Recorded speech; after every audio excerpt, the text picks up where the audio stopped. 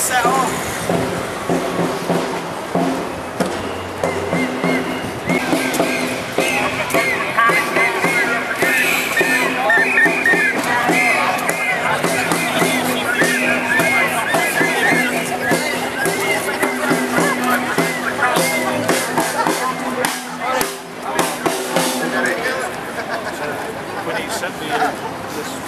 That's the last one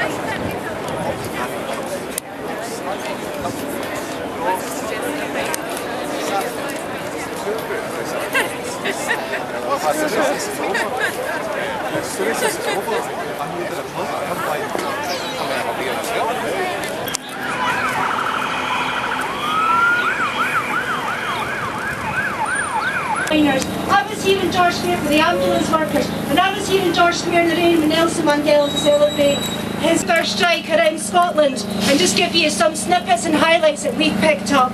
There was a picket line at Edinburgh Castle this morning. Aberdeen Airport was affected. In Faz Lane, 40 Marines have been bussed in from York to cover for the early shift. The Clyde Coast Guards are operating a distress-only service. The Student Award Agency in Edinburgh is closed. Motherwell Pension Centre, only 25 staff out of 500 were in the office today. In Bathgate, local MSPs joined the picket line. In Fife, the DWP saw a strike that was bigger than ever before. In Perth, the Forestry Commission office was closed, and in Glasgow, Brigton Job Centre, 85% of staff out on strike.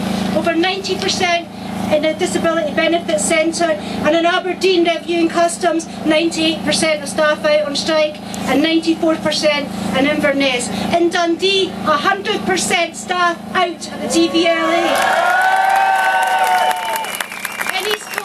HMRC, one of our biggest places, almost 100% of PCS members on strike. The best action we've ever seen there. And here in Glasgow, our picket lines were serviced breakfast by Unite members and others who brought a busload of food around our picket lines, and we thank you for that. In the Scottish Parliament, Tory leader Annabel Goldie was seen crossing the picket line, along with a number of other MSPs, I have to add. An excellent turnout at the DWP Forth Valley in Dumbarton. Transit last night, there was a noisy picket lines with drums and megaphones and lots of young people. So, that's just a snippet of what we picked up this morning. follow us on Twitter, you'll see more of that to come. But I have a message for Scotland's politicians to say that in Wales, Labour and Plaid Cymru have not crossed our picket line at the Welsh Assembly. That hasn't happened here. They have crossed the picket line, they have gone in, even though we called on them to support us. But there are individuals, and I'll name some of them. Drew Smith, MS in Westminster. And I have a special message for John Swinney for what he said in the Herald this morning. John, we welcome your support and your opposition to the UK pensions robbery. What we do not welcome is your attack on our members going out on strike. We have more power than you in Scotland. We have the right to withdraw our labour. You have no power over our pensions. I'll tell you what you could do, what you can do, the Scottish Government could end the pay freeze now.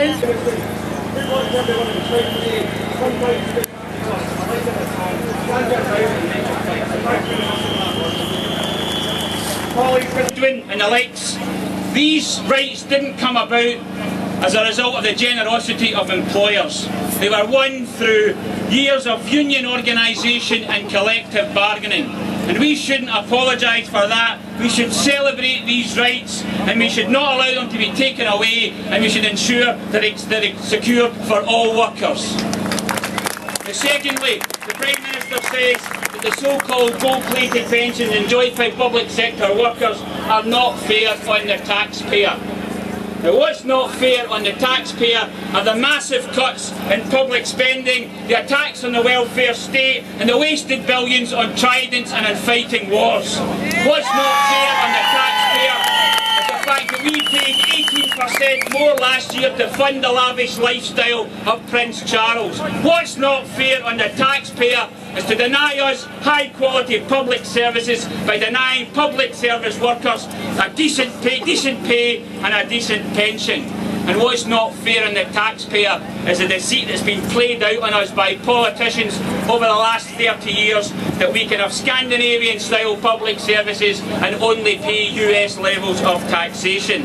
And I'll tell you, what's really not fair on us taxpayers is that we pay our taxes, unlike those big corporations and rich individuals who employ accountants to find ways that we can avoid paying their taxes to the tune of billions of pounds every year.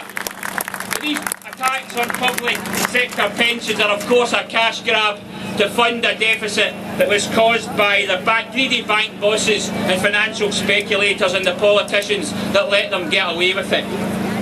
But they're also intended to force down the incomes of workers in work and in retirement, not just in the public sector, but in the private sector too. And my final point is this. We've heard threats from condemned ministers about further anti-trade union laws if public sector workers continue to take action over their pensions. But they've said that they need to act to stop unions destroying the economy. Well, it shouldn't really need me to point out that it wasn't the unions that caused the economic crisis that we're in. If they want to act against those destroying the economy, they should properly regulate the banks and stop the obscene bonuses paid to senior bankers. In fact, the biggest threat to our economy are the policies of this condemned government, not the trade union movement. Now let's change the laws on strike ballots. Let's have voting in the workplace. Let's have voting online as well as postal voting. Let's make it easier for workers to vote on industrial action rather than put up artificial thresholds.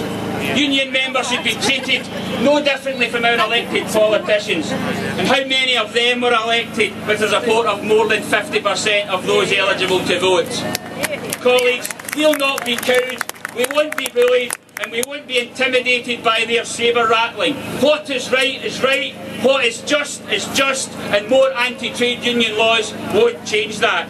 Now today you're striking for what is right and what is just, and in that you have my full support. And if over the coming months you're joined by other union members striking to defend their jobs, their pay, their pensions and public services, you'll continue to have my support and the STUC support. Thank you very much indeed.